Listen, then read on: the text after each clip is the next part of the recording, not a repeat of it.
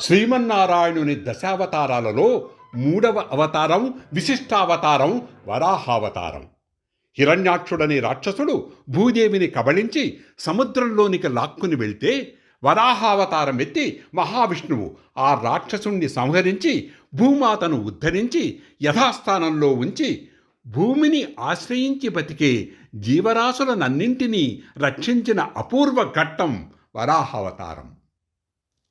ఈ అవతార పరమార్థమేమంటే, జీవరాశులకు జీవనాధారమైన భూమిని అక్రమంగా కబళించినా, కొల్లగొట్టినా, సమతౌల్యతను భంగపరిచినా, కాలుష్యానికి గురిచేసినా, ఇంకే విధంగానైనా నష్టపరిచినా దానికి ప్రతిచర్యగా భగవంతుడనే అతీత శక్తి విధించే శిక్షకు గురికాక తప్పదన్న విషయం నేడు మనం కళ్ళారా చూస్తున్నాం.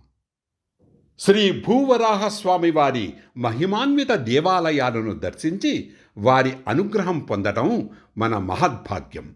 శ్రీ భూవరాహస్వామిని కీర్తిస్తూ గానం చేస్తూ ఆ వైభవాన్ని కనులారా గాంచి పులకిద్దాం.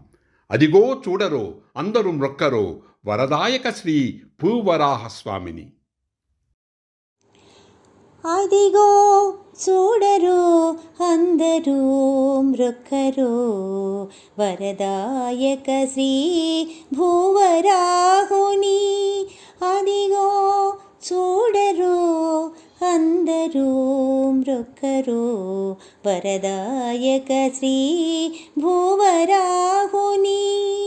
అదిగో చూడరో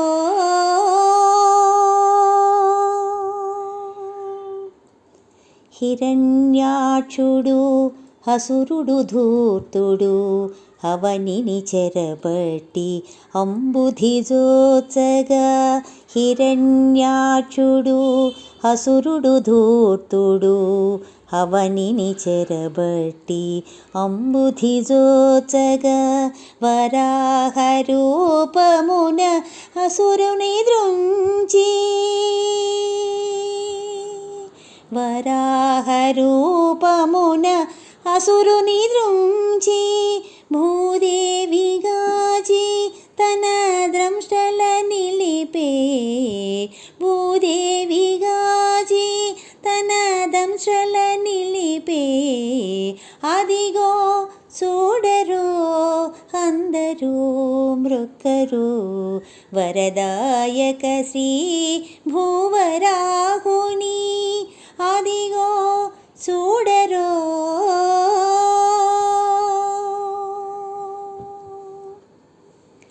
అనారోగ్యములు తొలగుట కొరకు సిరి సంపదలు పొందుట కొరకు. అనారోగ్యములు తొలగుట కొరకు సిరి సంపదలు పొందుట కొరకు. వివాహ సంతాన కుటుంబ సౌఖ్యములకు.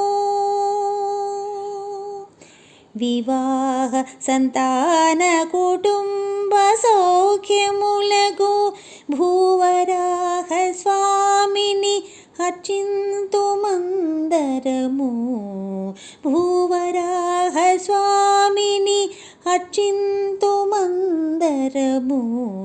అదిగో చూడరో అందరూ మృక్కరు వరదాయక శ్రీ భూవరాహుని. అదిగో చూడరో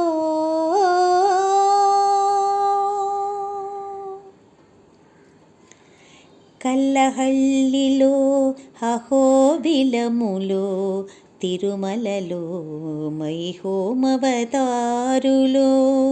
కల్లహల్లిలో అహోబిలములో తిరుమలలో మైహోమవతారులో. ఇంకను ఎన్నో పుణ్యక్షేత్రములలో. ఇంకను ఎన్నో పుణ్యక్షేత్రముల వెలసిన భూవరాహ స్వామి వైభవము. వెలసిన భూవరాహ స్వామి వైభవము. అదిగో చూడరో అందరూ మృక్కరో వరదాయక శ్రీ భూవరాహుని అదిగో చూడరో అందరూ మృక్కరో వరదాయక శ్రీ భూవరాహుని